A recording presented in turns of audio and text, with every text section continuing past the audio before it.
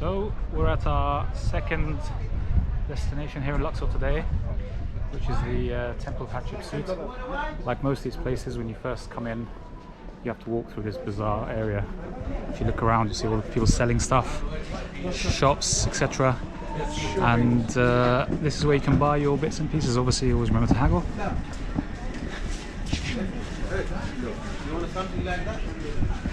Have a look around. So souvenirs and clothes and like the traditional, they call them the galabeas. If you're going to go on a cruise ship, on an Nile cruise, they have this thing called the galabea party, which is where, if you look at what these guys are wearing, the kind of long robe. That's what everyone dresses up in at this party. It's kind of the traditional clothes for this area of Egypt. You'll mainly see people in Luxor dressed like this in Upper Egypt. People in Cairo tend to dress kind of shirts and trousers, etc. It's the city, you know. A lot of these people. Hello. How are you? Very good, man. There we go.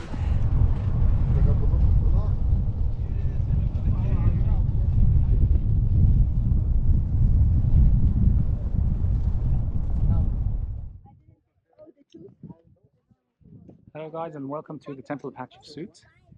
We're just at the entrance here by the two Sphinx. So you've got to imagine that when you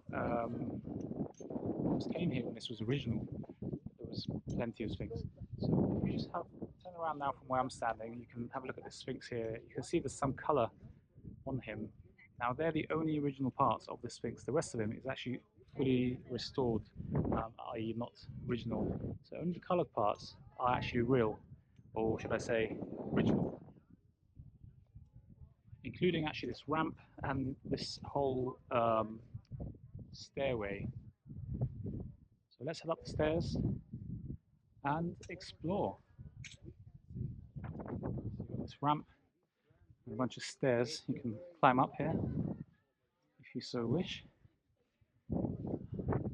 It's very impressive, like, you know, as you walk up here, it's really impressive how it's kind of surrounded by this sort of mountain. Very interesting. So it's quite interesting because although this temple is Hatshepsut's temple, like many of the kings and pharaohs of Egypt, someone succeeds her and tries to wipe her out of history. And I will show you in a minute what I mean by that. Here we are. We're now arriving on the first floor, or the first level from the ground. You can see it's just a big courtyard here. And then to my right, where the temple is left, some columns there. And then you can head up to the top and explore where all the statues are. Alright guys, so we're at one of the bottom corners here of the temple. I'm going to try and I've got kind of an extended selfie stick and raise you up so you can see the art a bit more. It's quite busy. I might not be able to talk so much to explain to you, but let's go anyway.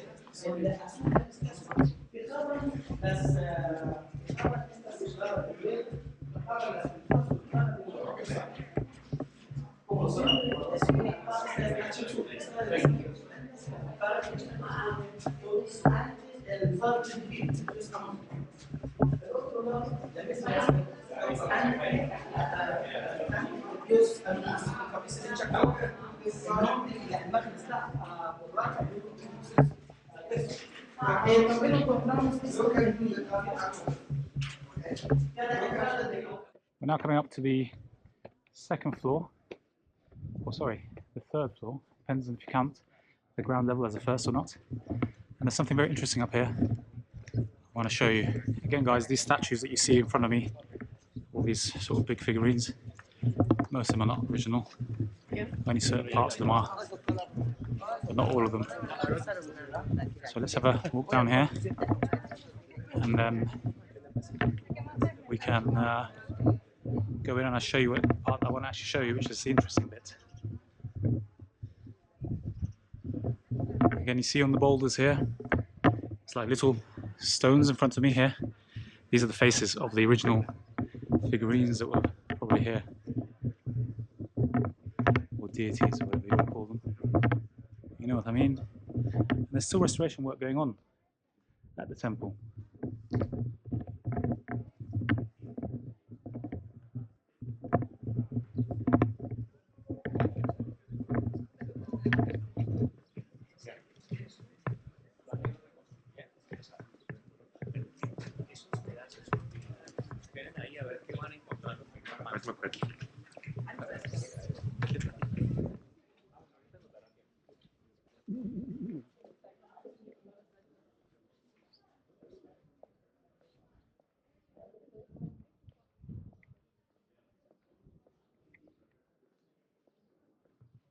Obviously, guys, if you ever want to have a proper look at something, feel free to pause the video and have a look at it. 360 still works, even when you pause. You can see just down there beyond these boulders in front of me, the ruins of the other temple that was here. See, so much work's going on. If you look around, all down there, you can see all these little stones and stuff everywhere where they're still restoring and finding bits and pieces. It's almost never ending, the discovery in Egypt. Right guys, so we're in the third and final part of the temple, or opening should I say. There are some rooms around here which you can have a look at.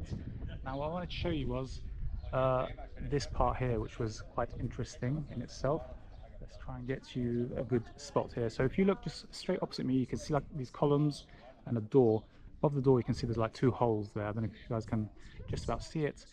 Now what are those holes? Those holes let the sun in, which hits the statue that's on the inside once a year during the solstice. It's been put there by design, and the whole temple's orientation is based around those two little windows, which is crazy to think of.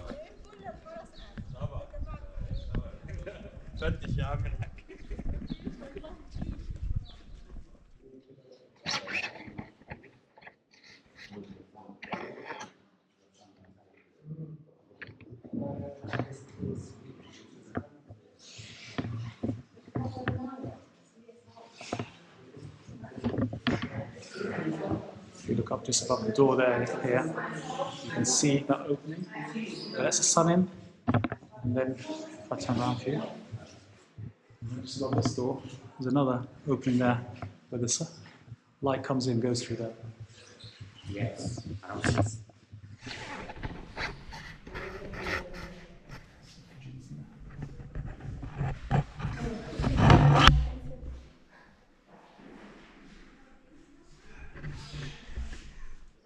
Okay guys, so the final part of the temple, here we are.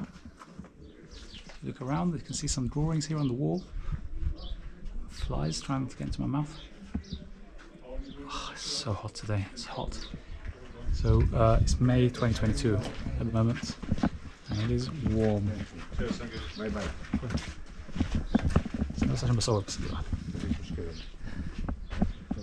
go. My Arabic comes in handy sometimes. He's trying to get me to go and take a photo with him. But I said to him, just give me a break because I'm making a video at the moment.